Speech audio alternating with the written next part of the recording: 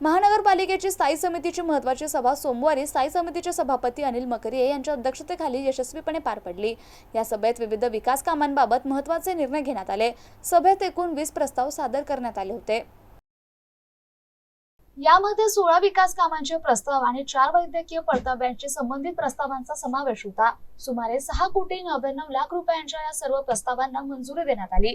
या विकास कामांमध्ये रस्ते मजबूतीकरण, सबस्टेशन उभारणी, सिवरेज ट्रीटमेंट प्लांट देखभाल आणि दुरुस्ती तसंच वाहतूक सुरक्षेसाठी साइनबोर्ड उभारणी यासारख्या महत्त्वाच्या कामांचा समावेश आहे। याशिवाय अर्थसंकल्पीय सभेच्या इतिवृत्तांतालाही मंजुरी देण्यात आली। प्रमुख कामांमध्ये कोलवाडी येथील रस्ता मजबूतीकरण, मुकुंदवाडी येथील रस्ता बांधकाम, विद्यानगर येथील उद्यानांचे नूतनीकरण, विभागीय क्रीडा संकुलातील ॲथलेटिक्स मैदानासाठी 500 kVA सबस्टेशन उभारणी, सलीम अली सरोवर येथील STPची 10 वर्षे देखभाल, रोजाबाग येथील कॉन्क्रीट रस्ता, सिद्धार्थ उद्यानातील जलतरण तलाव, प्रेक्षक गॅलरी दुरुस्ती तसंच विविध चौकांमध्ये वाहतूक साइनबोर्ड उभारणीचा समावेश।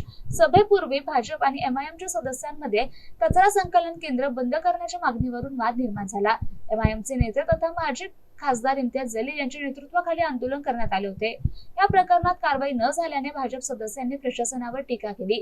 काही काळ तणावपूर्ण वातावरण झालं होतं, मात्र सभापती अनिल मकरिये यांनी संयमाने परिस्थिती हाताळत सभा सुरळीत पार पाडली। शेवटी सर्व प्रस्तावांना मंजुरी देण्यात आली आणि सभा यशस्वीरित्या संपन्न झाली।